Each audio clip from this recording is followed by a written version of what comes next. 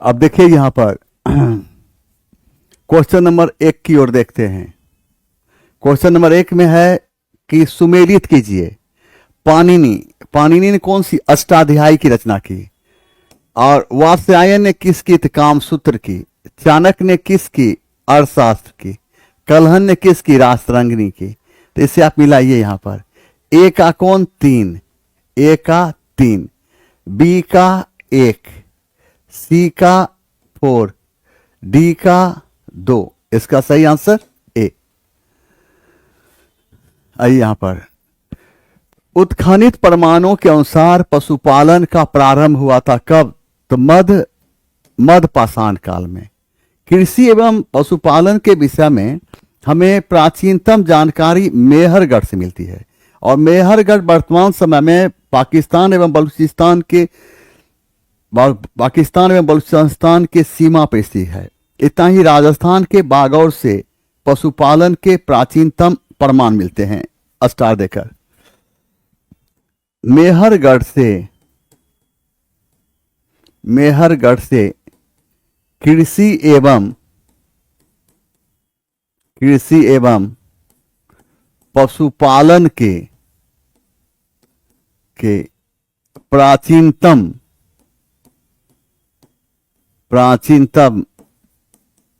प्रमाण मिलते हैं। प्राचीनतम प्रमाण मिलते हैं। स्टार देखा, राजस्थान के बागौर से पशुपालन के प्रमाण मिलते हैं। पशुपालन के प्रमाण मिलते हैं।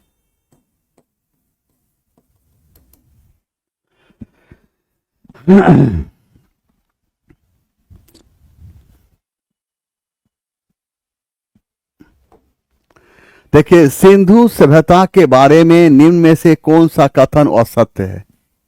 यहां आप देखिए, नगरों में नालियों की सुदृढ़ व्यवस्था थी, यह सही है। व्यापार और वाणिज्य उन्नत दिशा में थी, यह भी सही है। लोहे से परिचित थे, गलत है, यह गलत है। लोहे से परिचित नहीं थे। इसका आंसर सी होगा, याद रखना है। सिंधु सभ्यता का जो व्यापार था, और सिंधु सभ्यता की प्रमुख विशेषता वहां की नगर निर्माण योजना थी। और सिंधु सभ्यता के नगर निर्माण योजना की जब बात करते हैं, सिंधु सभ्यता एक शहरी सभ्यता थी। सिंधु सभ्यता एक शहरी सभ्यता थी, और सिंधु सभ्यता के नगर निर्माण योजना का अवलोकन करते हैं तो ऐसा लगता है कि सिंधु सभ्यता काल में विधिवत रूप से नक्शा बनाकर भवन का निर्माण किया जाता था। सिंधु सभ्यता काल में मकान के निर्माण में समानतः पकी हुई ईंट का प्रयोग किया जाता था। प्रत्येक घर में एक आंगन, रसोई घर, नालियां एवं शौचालय होते थे। अब देखें कि सिंधु सभ्यता कैसी थी, तो देखें यहां पर सिंधु सभ्यता एक शहरी सभ्यता थी। एक शहरी सभ्यता थी। अब देखिए, सिंधु सभ्यता की प्रमुख विशेषता, सिंधु सभ्यता की प्रमुख विशेषता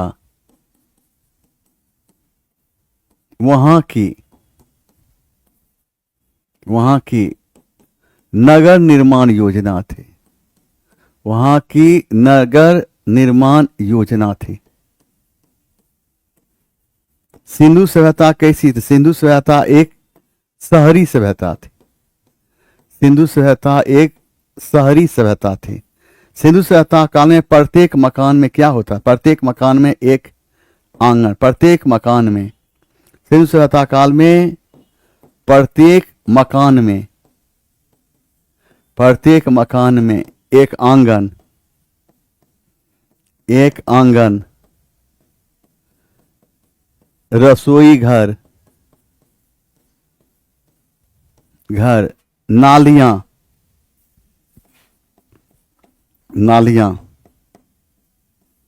एवं शौचालय होते थे। सिंधु सभ्यता की जहां तक व्यापार की सवाल है तो सिंधु सभ्यता का व्यापार वस्तु विनिमय प्रणाली पर, व्यापार वस्तु विनिमय प्रणाली पर आधारित थे। और सिंधु सभ्यता का व्यापार वस्तु विनिमय पर इसलिए आधारित थी क्योंकि उस समय क्या था, उस समय रुपया पैसा प्रचलन में नहीं थी, रुपया पैसा प्रचलन में नहीं थी। आइए देखिए, क्लासिकीय संस्कृति में आर्य शब्द का अर्थ होता है एक उत्तम व्यक्ति। ऋग्वेद में आर्य शब्द का प्रयोग 36 बार हुआ है। आर्य का अर्थ होता है श्रेष्ठ, कुलीन, स्वतंत्र एवं उत्कृष्ट। अब देखो यहां पर पूछेगा ऋग्वेद में आर्य शब्द का उल्लेख, ऋग्वेद में आर्य शब्द का उल्लेख, ऋग्वेद में आर्य शब्द का उल्लेख कितनी बार? 36 बार हुआ है। आर्य का अर्थ क्या होता है? आर्य का अर्थ होता है श्रेष्ठ,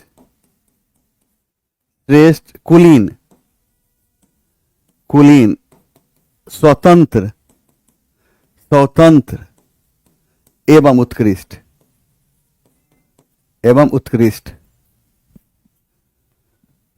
आइए, किस शासक द्वारा सर्वप्रथम पाटलिपुत्र को राजधानी के रूप में चयन किया गया? और इसका सही आंसर है उदयन। तो उदयन हर्यक राजवंश का शासक था। इसने गंगा एवं सोन नदी के तट पर पाटलिपुत्र जैसे नगर का निर्माण कराकर इसे अपनी राजधानी बनाया था। इस प्रकार पाटलिपुत्र को राजधानी बनाने वाला यह प्राचीन भारत का पहला शासक था। इसी पाटलिपुत्र को 1541 ईस्वी में शेरशाह पटना के नाम से पुनः बसाकर अपनी राजधानी बनाया था। अब देखें यहां पर हर्यक राजवंश के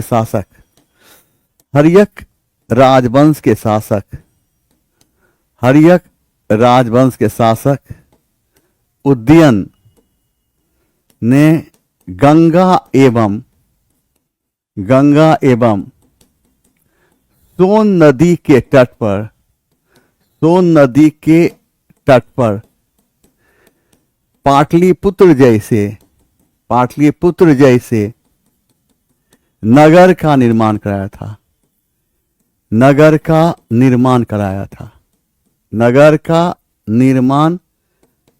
कराया था और इसे क्या बनाया? और इसे अपनी राजधानी बनाया। और प्राचीन भारत का पहला शासक था जिसने पाटलिपुत्र का नगर निर्माण कराकर इसे अपनी राजधानी बनाया। और पाटलिपुत्र को पटना के नाम से पुनः कौन बसाया था?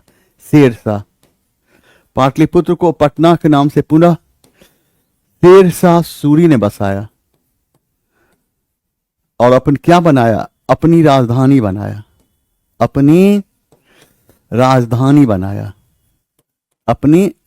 बनाया। अजातशत्रु को इतिहास में किस नाम से जानते हैं?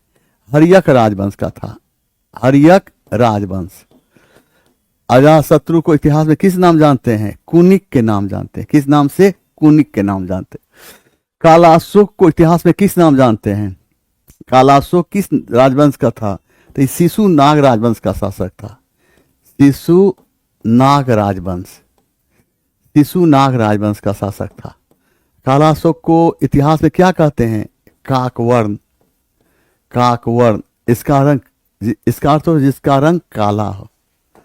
आइए यहां पर निम्नलिखित में से कौन सा स्थल पार्श्वनाथ से संबंध होने कारण जैन सिद्ध क्षेत्र माना जाता है? तो यह संपे पर्वत। और पार्श्वनाथ जैन धर्म के कईवें तीर्थंकर थे? पार्श्वनाथ जैन धर्म के और 23वें तीर्थंकर थे। पार्श्वनाथ जैन धर्म के 23वें तीर्थंकर थे और इन्होंने 30 वर्ष की अवस्था में घर का त्याग किया था। पार्श्वनाथ को ज्ञान की प्राप्ति एक पर्वत हुई थी जिसका नाम था सम्मे पर्वत। महावीर स्वामी के माता पिता पार्श्वनाथ के अनुयायी थे। आपसे प्रश्न पूछेगा कि पार्श्वनाथ जैन धर्म के कईवें तीर्थंकर थे? 23वें तीर्थंकर थे। पूछेगा कि कितने वर्ष की अवस्था में घर का त्याग किया था पार्श्वनाथ? 30 वर्ष। इन्हें ज्ञान की प्राप्ति किस पर्वत पर हुई थी? सम्य पर्वत पर। किस पर्वत पर? सम्य पर्वत पर। देखो पूछेगा महावीर स्वामी की माता पिता किसके अनुयायी थे? हाँ हेलो, हाँ बोलो, हाँ क्लास में बोलो।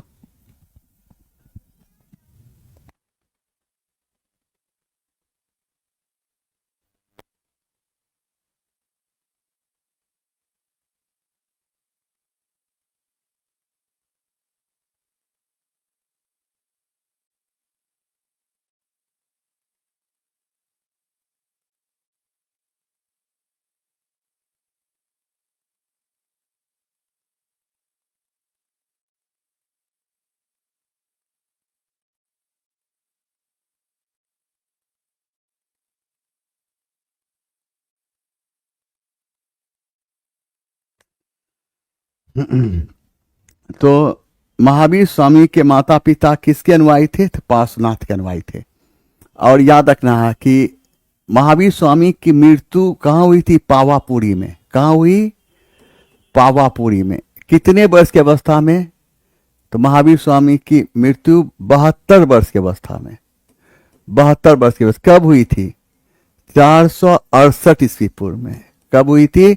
468 ईस्वी में, ईस्वी पूर्व में। देखो निम्नांकित कथनों पर विचार करें एवं चैत तथा बिहार में क्या अंतर है इसे चुनें। अब देखें, बौद्ध की बात करते हैं तो बौद्ध धर्म में चैत क्या होता था? पूजा स्थल होता।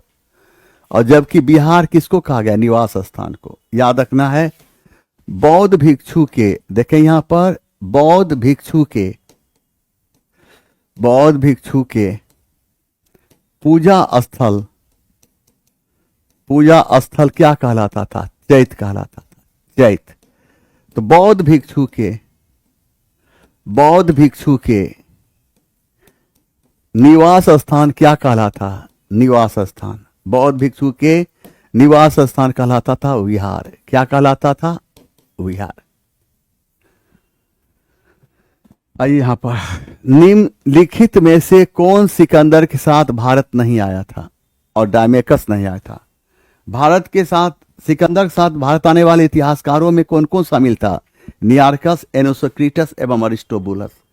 ये डायमेकस कौन था? तो हम देखते हैं कि यूरोप में एक देश था जिसका नाम था सीरिया, और सीरिया के राजा के साथ बिंदुसार की मित्रता थी। सीरिया के राजा एंटियोकस ने बिंदुसार के दरबार में एक राजदूत भेजा जिसका नाम था डायमेकस, और बिंदुसार सीरिया के राजा से 3 चीजों की मांग की: मीठी मदिरा, सूखी अंजीर एवं दार्शनिक।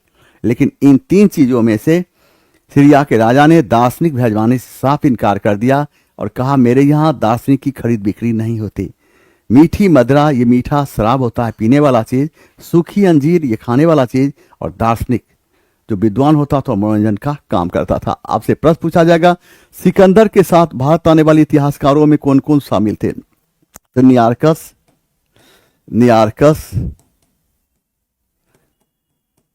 एनोसेक्रिटस एवं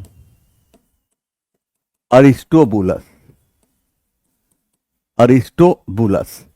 अब देखें यहां पर सीरिया के राजा का क्या नाम था?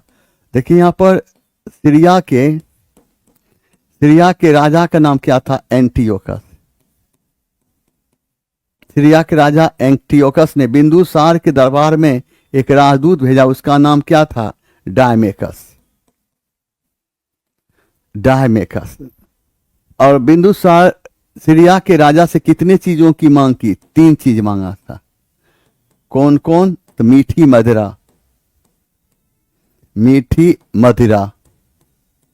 नंबर 2 में सूखी अंजीर,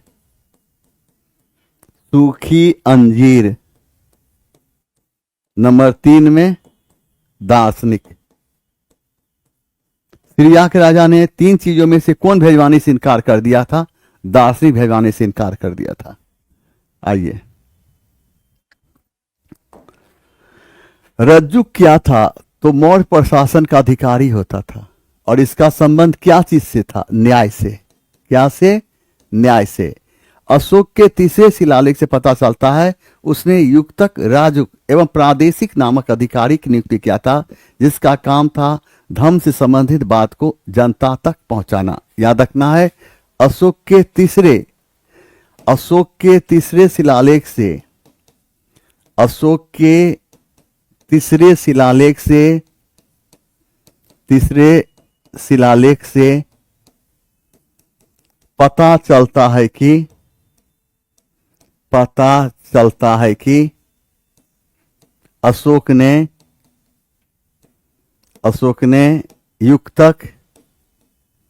युक्तक, राजुक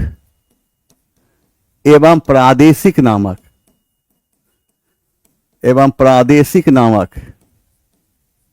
अशोक ने युक्तक, राजुक एवं प्रादेशिक नामक अधिकारी की नियुक्ति किया था, जिसका काम धर्म से संबंधित बातों को जनता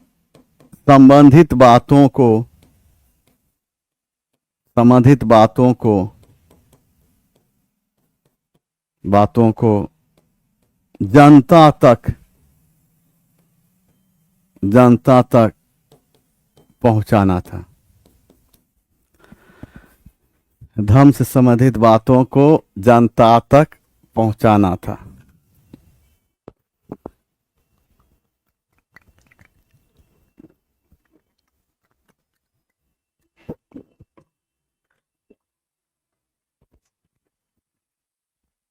आइए, बाल विवाह की प्रथा प्रारंभ हुई, इस प्रश्न को लेकर विवाद है। बाल विवाह स्पष्ट रूप से नहीं कहा जा सकता कहां से प्रारंभ हुई थी। वैदिक काल से ही बाल विवाह का प्राचीनतम, कहीं आंसर आपको मिलेगा गुप्त काल और कहीं मिलेगा कुषाण काल। यहां प्रारंभ की बात की जा रही है। तो वैदिक काल से ही बाल विवाह प्रारंभ थी और वैदिक काल में 8 से 10 साल की लड़की की शादी कर दी जाती थी।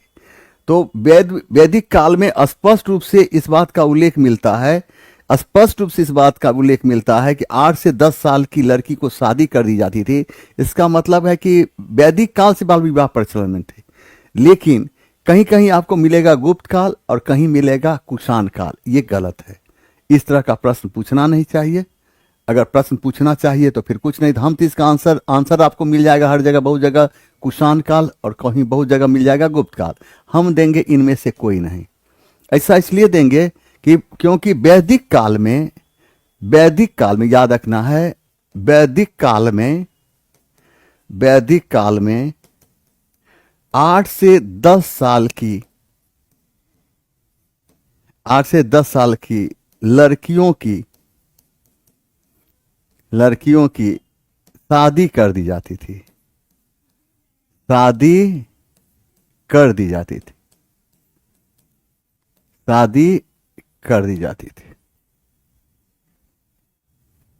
ठीक ना? आइए, यहां देखिए, निम्न में से कौन सा एक सही क्रम है? अष्टाध्यायी, बुद्धचरित, मेघदूत, कथा सरित सागर। इसका मारना होगा ए। अष्टाध्यायी किसकी रचना है? पाणिनि की रचना अष्टाध्यायी। बुद्धचरित किसकी रचना? अश्वघोष।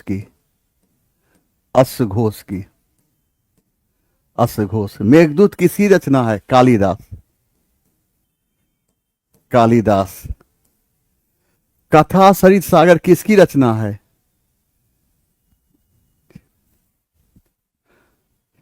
क्षेमेंद्र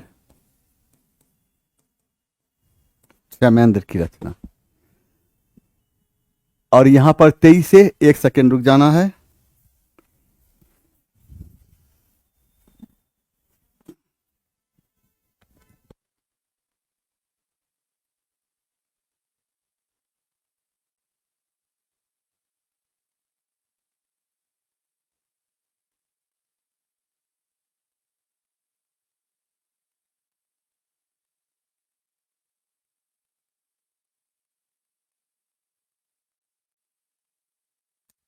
तो यहां पर मिला लीजिए, निम्नलिखित में से कौन सा एक कथन सही है? अष्टाध्यायी, इसकी रचना पाणिनि ने किया।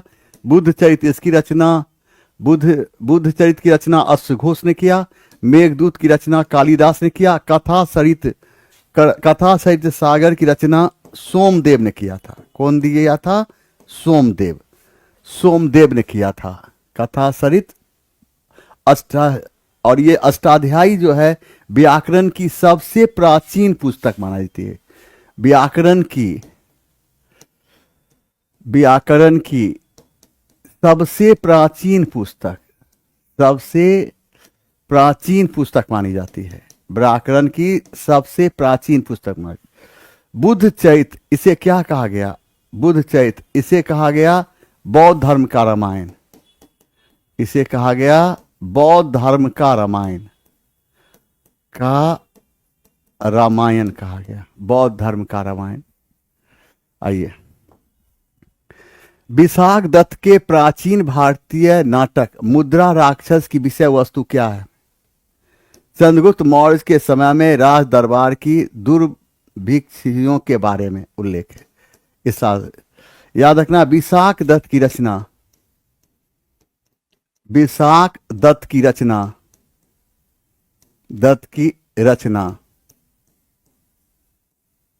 मुद्रा राक्षस में चंद्रगुप्त मौर्य के लिए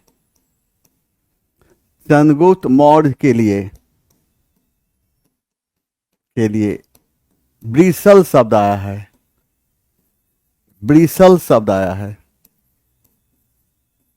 शब्द आया है। इसका अर्थ होता है निम्न कुल। इसका अर्थ होता है निम्न कुल। संदीप कुमार, ठीक है, याद रहेगा। विशाख दत्त की रचना मुद्रा राक्षस में चंद्रगुप्त मौर्य के लिए ब्रिसल शब्द आया है। इसका अर्थ होता है निम्न कुल। आइए देखिए, यहां पर बीपीएससी शिक्षक भर्ती 4 एसएसटी प्लस जीएस 6 और ये आपके काम का है, तो इसमें एडमिशन लेना है। अब काम नहीं लगे तो मत लेना है। लेकिन हम यहाँ पर एक चीज बोल रहे थे कि ये चीज देखे तो हमें याद आया है। एक हम बैच दिए हैं पीजीटी का, हिस्ट्री पीजीटी का बैच दिया गया है और हिस्ट्री पीजीटी का बैच ये स्टार्ट हो चुका है। अगर आपको लगता है कि किसी को हमारी आवश्यकता महसूस हो, हिस्ट्री संस्था से पढ़ें, तो बहुत कहने पर हम ये बैच दिए हैं। जब हम देना नहीं चाहते थे, जबरदस्ती हमें रखवाया गया, तो हम फिर दे भी दिए हैं और वो बैच हो चुकी है स्टार्ट। अगर हिस्ट्री पीजीटी कोई पढ़ना चाहे तो ये बैच ऑनलाइन और ऑफलाइन दोनों साथ साथ चलता है। टाइम है 2 से 3। अब देखिए यहाँ पर सूची 1 तथा सूची 2 को सुमेलित कीजिए तथा सूचियों के नीचे दिए गए कूट का प्रयोग करें। परमार किस राजवंश का? मालवा। चालुकौंड गुजरात। सेन कहाँ? बंगाल। गढ़वाल कहाँ? उत्तर प्रदेश। इसका मिलाइए। इसका आंसर ए का 4, बी का 1, सी का 3 और डी का 2। इसका सही आंसर ए। अलाउद्दीन ने उसने आवश्यक वस्तुओं के दाम घटाए और उन सामानों के लिए एक अलग अलग बाजार स्थापित किया। ये बात सही है। सभी मध्यस्थों को हटाकर राज्य की भूमि राजस्व मांग को घटाया, ये गलत है। सभी प्रकार की भूमि उपहार से इनाम वक्फ आदि को समाप्त किया, यह सही है। राज्य के लूट के माल के हिस्से 80% से घटाकर 20% कर दिया, यह भी सही है। किसी भी महानुभाव सज्जन व्यक्तियों ने अपनी पूर्वानुमति के बिना वैवाहिक जुड़वां को माना किया, यह गलत है। तो यहां पर पूछ रहा है आपको उत्तर चुने, तो इसका आंसर होगा 1, 3 और 4। 1, 3 और 4 किसी में है? 1, 3 और 4। इसका सही आंसर बी होगा। अलाउद्दीन खिलजी की बात करते हैं। अलाउद्दीन खिलजी का वास्तविक नाम क्या था? अली गुरसस्प था। अलाउद्दीन खिलजी का वास्तविक नाम अली गुरसस्प था। अलाउद्दीन खिलजी सिकंदर की तरह विश्व विजेता बनना चाहता था, इन्हीं बातों को ध्यान रखते हुए उसने सिकंदर सानी या सिकंदर द्वितीय की उपाधि धारण की थी। और हम यहाँ पर बात करते हैं कि अलाउद्दीन खिलजी की बात करते हैं। अलाउद्दीन खिलजी अपने साम्राज्य में होने वाले विद्रोह को रोकने के लिए उसने 4 आदेश जारी किया था। लेकिन एक भी बात है, एक यहाँ पर रखना है, आपसे प्रश्न पूछा जाएगा, अलाउद्दीन खिलजी का वास्तविक नाम क्या था? अलाउद्दीन खिलजी का वास्तविक नाम क्या था? अलाउद्दीन खिलजी का वास्तविक नाम क्या था? अलाउद्दीन खिलजी का वास्तविक नाम अली गुरसास्प था। अली गुरसास्प था। अलाउद्दीन खिलजी कौन सी उपाधि धारण की थी? सिकंदर सानी या सिकंदर द्वितीय की। और अलाउद्दीन खिलजी साम्राज्य में होने वाले विद्रोह को रोकने के लिए कितना? तो 4 आदेश जारी किया था। 4 आदेश जारी किया था। आइए यहां पर देखिए, निम्नलिखित में से कौन सा विजयनगर का शासक आमुक्त माल्यद का रचता था? इसका सही आंसर है कृष्णदेव राय। कृष्णदेव राय ने तेलुगु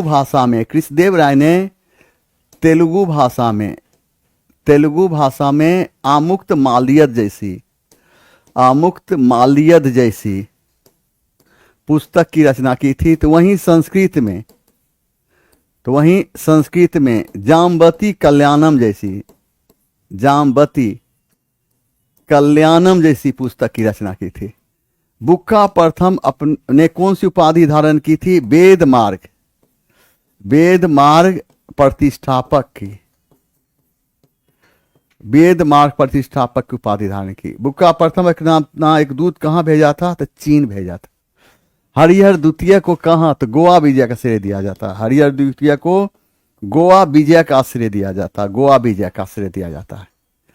हरिहर द्वितीय। और ये हरिहर द्वितीय संगम राजवंश का पहला शासक था जिसने महाराजा धीराज की उपाधि धारण की।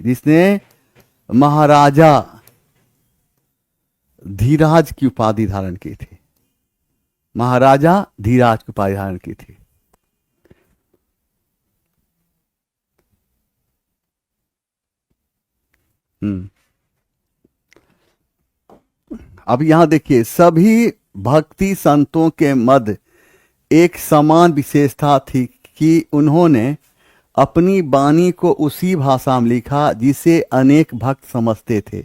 और इसका सही आंसर है ए।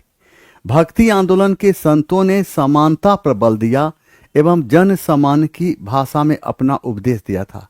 भक्ति आंदोलन के प्राचीनतम संत रामानुजाचार्य थे, लेकिन सही अर्थों में भक्ति आंदोलन प्रारंभ शंकराचार्य के उदय के साथ प्रारंभ हुआ था। भक्ति आंदोलन के संतों ने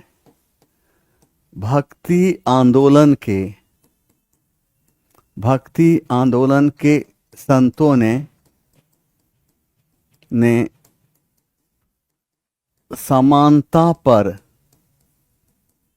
बल दिया एवं जन सामान्य की भाषा में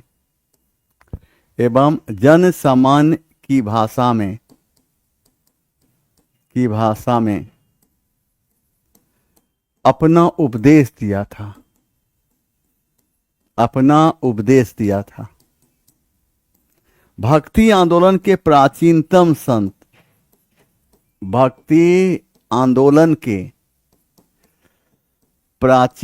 संत रामानुजाचार्य थे। सही अर्थों में भक्ति आंदोलन का प्रारंभ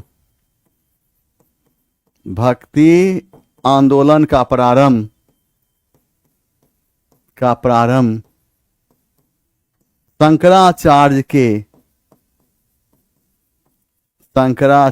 के उदय के साथ प्रारंभ हुआ था।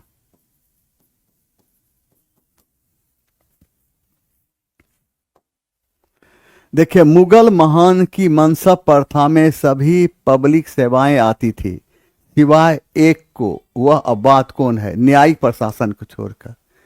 तो मुगलों की मनसबदारी प्रथा मुगल नेता चंगेज खां के दशमलव प्रणाली पर आधारित थी। मनसबदारी प्रथा में जात एवं सवार का उल्लेख मिलता है।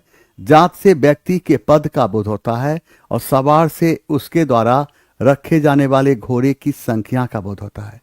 मनसबदारी प्रथा में समय समय पर बदलाव आता गया और जहांगीर के शासनकाल में मनसबदारी प्रथा में 2 अस्पा एवं सिंह अस्पा प्रारंभ किया गया। 2 अस्पा से 2 घोड़े का बोध होता है, सिंह अस्पा से 2 से अधिक यानी 3 घोड़े का बोध होता है। देखें यहाँ मनसबदारी प्रथा मंगोल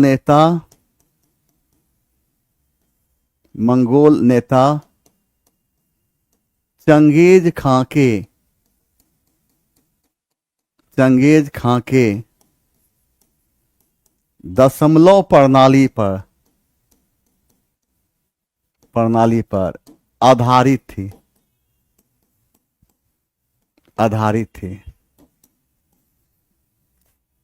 अच्छा, मनसबदारी प्रथा में जात एवं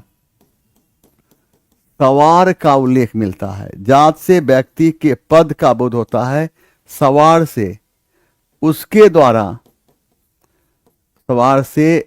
द्वारा रखे जाने वाले घोड़े की संख्या का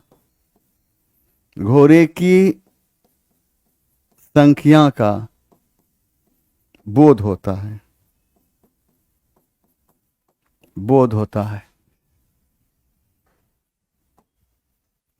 पुर्तगालियों ने भारत में निम्नलिखित में से किस स्थान पर प्रथम दुर्ग का निर्माण कराया था? कोच्चिन।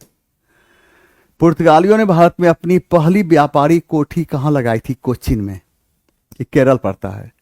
पुर्तगालियों ने ही सर्वप्रथम जड़ी बूटियों का वैज्ञानिक अध्ययन किया। पुर्तगालियों ने ही सर्वप्रथम तंबाकू एवं आलू लाया। पुर्तगालियों ने भारत में सर्वप्रथम प्रिंटिंग प्रेस लाया और पुर्तगालियों ने भारत में अपनी पहली प्रिंटिंग प्रेस गोवा में लगाया 1556 में। देखें यहाँ पर पुर्तगालियों ने भारत अपनी पहली व्यापारिक कोठी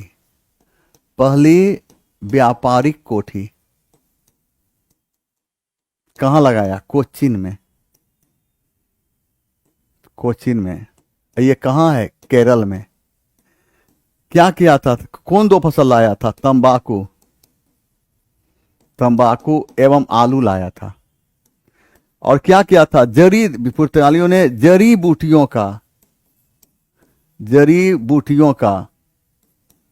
वैज्ञानिक अध्ययन किया था।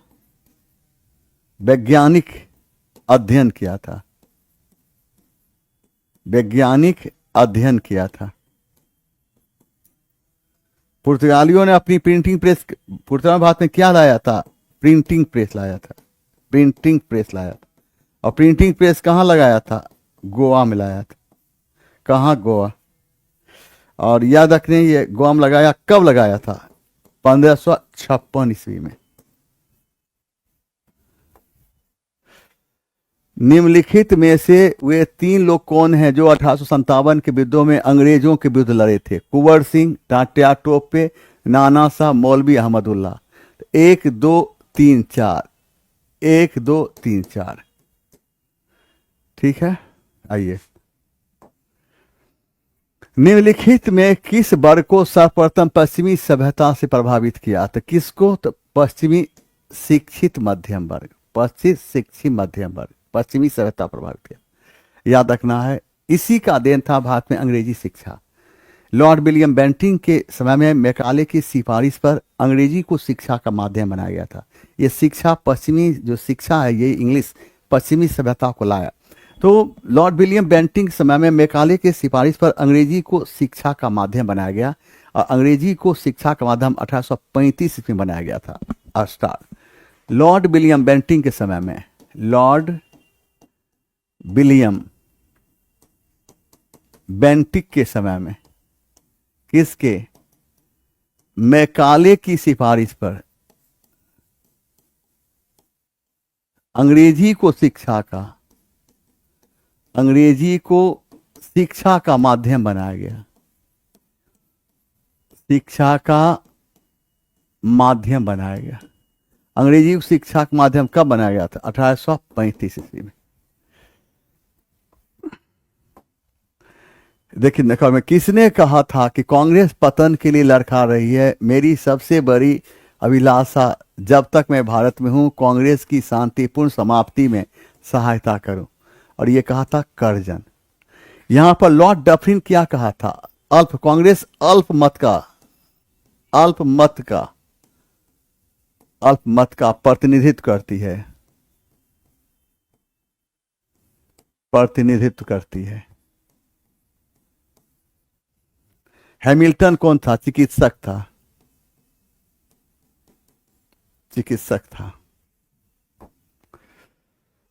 देखिए यहां पर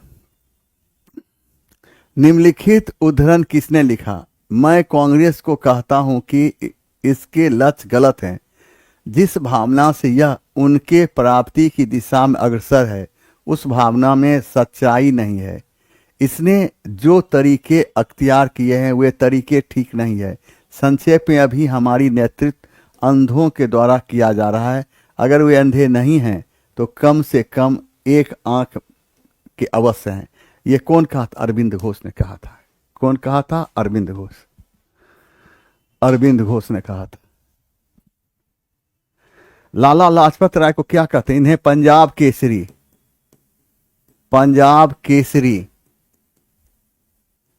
या पंजाब के शेर के नाम से जानते हैं। पंजाब के शेर के नाम से जानते हैं। आइए, तिलक इन्हें किस आंदोलन समय में? होम रूल आंदोलन समय में बाल गंगाधर तिलक किस नाम से लोकप्रिय हुए थे? तो लोकमान्य के नाम से। लोकमान्य। और लोकमान्य का अर्थ क्या होता है? लोगों के द्वारा मान्य। निम्नलिखित में से किस महिला ने भारतीय तिरंगा सबसे पहले फहराई? मैडम भीखाजी कामा ने। कब? तो 1907 ईस्वी में। कहां? जर्मनी के कहां? स्टुटगार्ट में। और ना असफ अली ने महत्वपूर्ण भूमिका कब निभाई थी? 1942 के आंदोलन में। 1942 के आंदोलन में। दुर्गा भाभी कौन है? दुर्गा भाभी कौन है? क्रांतिकारी।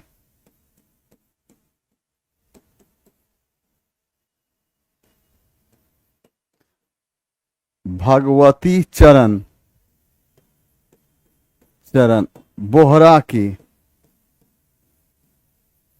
बोहरा की पत्नी।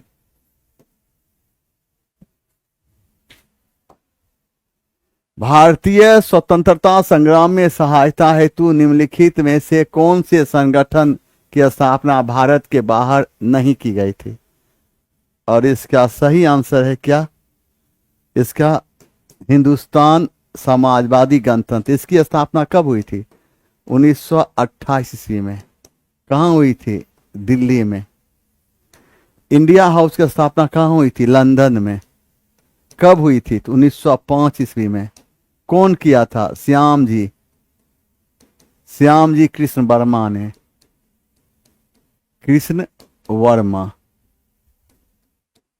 गदर पार्टी की स्थापना कब हुआ था? 1 नवंबर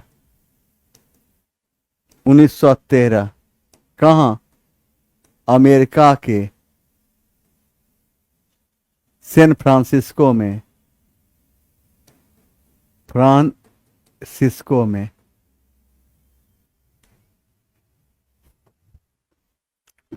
देखिए 1908 में अंग्रेजों द्वारा कैद कर लिए जाने पर बाल गंगाधर तिलक को भेजा गया था। कहां? मांडले जेल।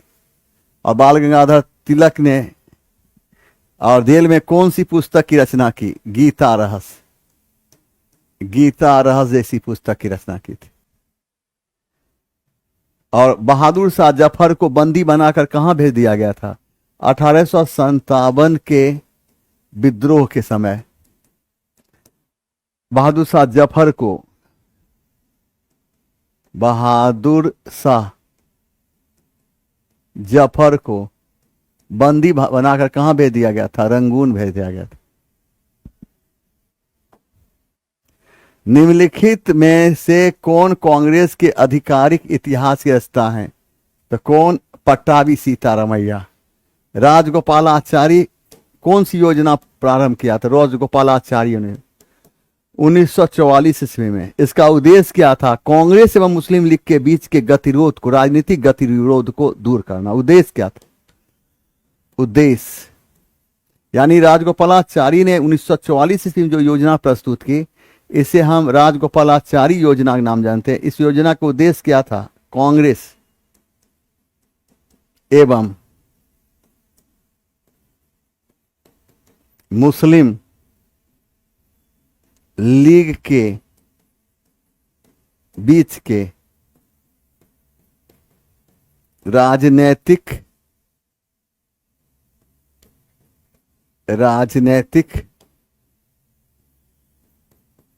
गतिरोध को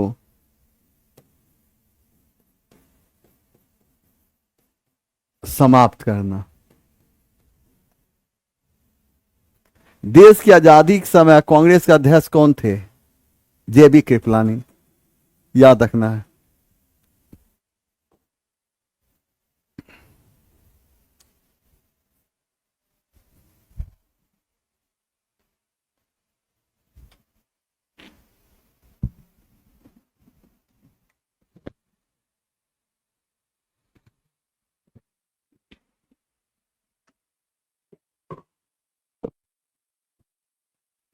अब देखिए यहां पर सूची 1 को सूची 2 से सुमेलित कीजिए और सही उत्तर का चयन कीजिए। आनंद मठ किसकी रचना है? बंकिम चंद्र चटर्जी। आर्टिक होम किसकी रचना? बाल गंगाधर तिलक। और यंग इंडिया किसकी रचना है? Mahatma Gandhi. My experiment with truth किसकी रचना है? माय एक्सपेरिमेंट विथ ट्रुथ ये महात्मा गांधी की रचना है। और यंग इंडिया किसकी रचना है? लाला लाजपत राय। तो 1 का क्या होगा? 1 का सी। बी का क्या होगा? ए। 3 का क्या होगा?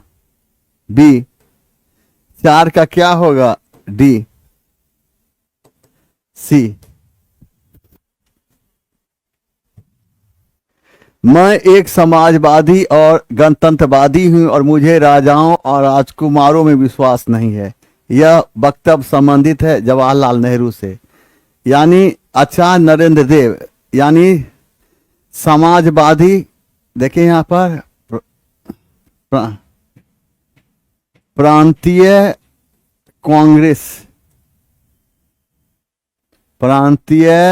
कांग्रेस समाजवादी पार्टी की स्थापना कब हुई थी? 1934 में।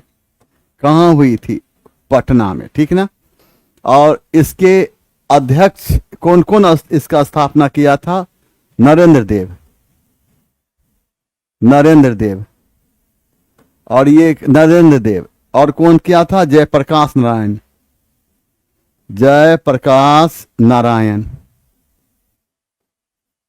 नरेंद्र देव कौन थे? अध्यक्ष थे। जयप्रकाश नारायण कौन थे? महासचिव। जयप्रकाश नारायण ने एक पुस्तक की रचना की थी, मैं समाजवादी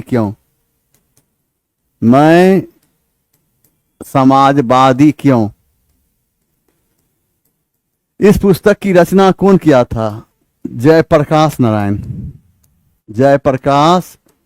नारायण।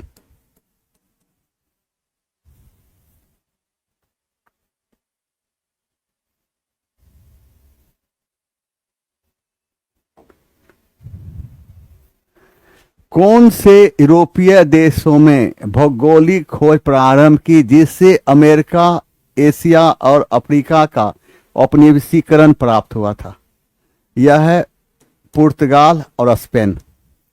पुर्तगाल और स्पेन। कौन है? पुर्तगाल एवं स्पेन। ये दो को याद रखना, दो नाम, पुर्तगाल एवं स्पेन। यानी फ्रांसीसी क्रांति कब हुई थी? 1789 ईस्वी। इंग्लैंड में गौरवपूर्ण क्रांति कब हुई थी? 1688 ईस्वी में। इटली के एकीकरण कौन किया था? बिस्मार्क। इटली के एकीकरण कौन किया था? मेजनी। गैरीबाल्डी।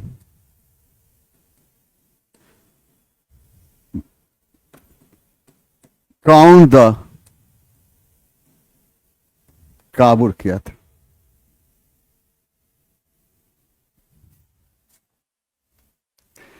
अमेरिकी स्वतंत्रता की उद्घोषणा किसने की थी? जेफरसन ने किया था। अमेरिकी स्वतंत्रता संग्राम का समय क्या है? 1775 से लेकर 1783 से। अमेरिकी स्वतंत्रता संग्राम के समय अमेरिका में ब्रिटेन के कितने उपनिवेश थे? तो 13। ये 13 उपनिवेश की आजादी की घोषणा कब हुई थी? 4 जुलाई 1776 ईस्वी। अमेरिकी स्वतंत्रता संग्राम समाप्ति किस संधि के साथ हुई थी? पेरिस की संधि। पेरिस की संधि। और ये संधि कब हुई? 1783 ईस्वी। अब्राहम लिंकन क्या कहा था? अमेरिका का राष्ट्रपति था और इसने कहा था प्रजातंत्र, प्रजातंत्र जनता का, जनता का, जनता के लिए एवं जनता द्वारा शासित है। अंतर्राष्ट्रीय श्रम संगठन की स्थापना 1919 में। इसका मुख्यालय क्या है? जेनेवा। जेनेवा कहाँ है? स्विट्जरलैंड। स्विट्जरलैंड।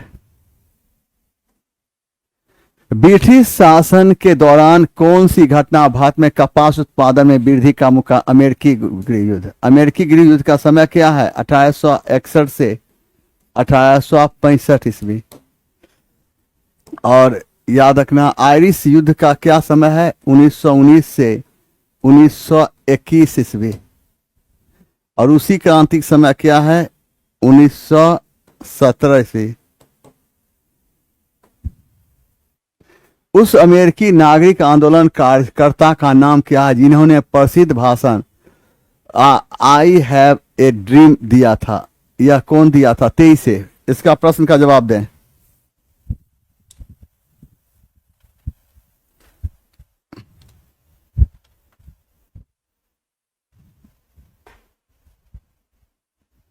बढ़ गए।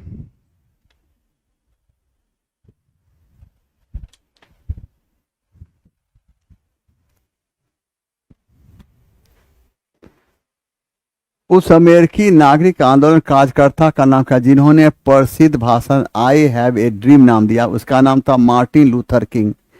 और ये भाषण कब दिया था? 1963 ईस्वी में। 1963 ईस्वी में। इसका डेट ही नहीं पूछेगा 1963, हम ऐसे दे दिए हैं, कुछ लिखना चाहिए इसलिए हम दे दिए हैं। सिर्फ उस पूछेगा किसने दिया, तो मार्टिन लूथर किंग, बस। देखिए निम्नलिखित में से किसको आयरन चांसलर कहा जाता है? तो किसको? Auto Bismarck. बिस्मार्क कहाँ था? जर्मनी का। कहाँ? जर्मनी का। चंगेज खां कौन था? तो मंगोल नेता। मंगोल नेता।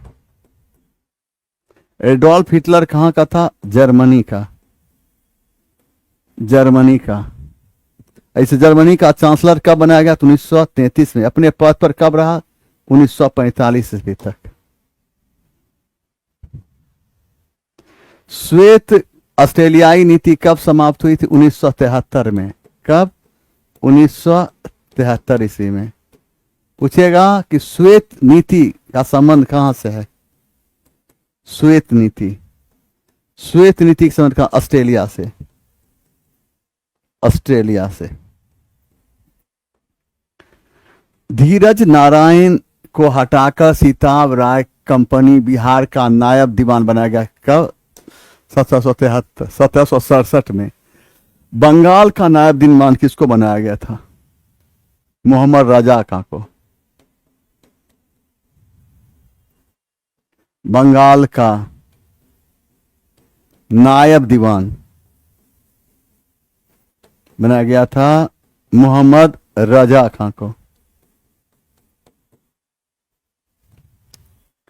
किसने कहा कि कुंवर सिंह ने अपने को आरा क्षेत्र का शासक घोषित कर दिया था? इस सैमुअल ने कहा था। सैमुअल। कुंवर सिंह कहां के थे? आरा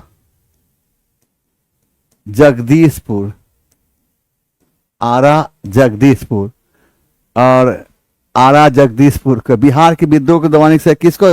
विंसेंट टेलर, विंसेंट टेलर एवं अय्यर को जाता है। किसके प्रयत्नों से बिहार प्रांतीय कांग्रेस का दूसरा अधिवेशन हुआ? दीप नारायण, दीप नारायण। जी के गोखले, गोपाल कृष्ण गोखले। कब? तो 1905 ईस्वी में। कहां? तो पूना में। क्या? Servant of India society, India society की स्थापना की। श्री कृष्ण सिंह को क्या कहा गया? बिहार केसरी, बिहार केसरी।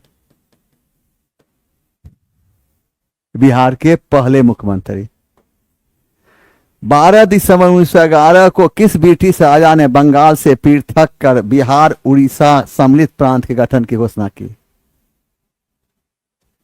और वह कौन था? जॉर्ज पंचम। ये ब्रिटेन का कौन था? सम्राट।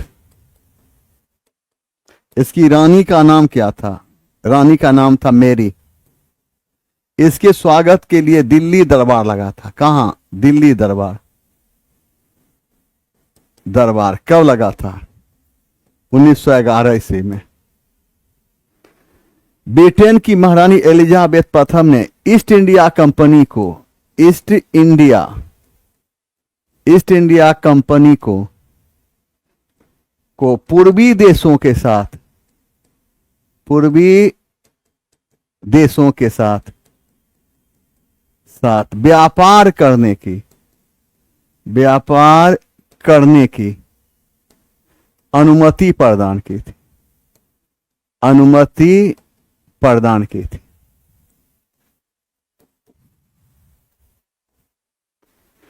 मिलहों के अत्याचारों संबंधित कौन सी बात सत्य है? प्रार्थना पुस्तिका में मिलहों का अत्याचार का उल्लेख है, यह भी सही है। और इसका सही उपर्युक्त में से एक से अधिक।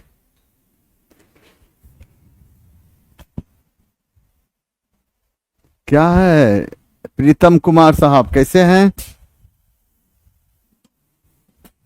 अब थोड़ा सा बात कर लेते हैं। पूजा जी हैं। चलिए, बोलना है कुछ? कोई दिक्कत है? किसी तरह का दिक्कत है? चलें और फिर कल मिलते हैं। और एक बात बताते हैं, किसी को नहीं बोलना है जवान। हुक्म की तामील हो, वह बात है। सबा खैर।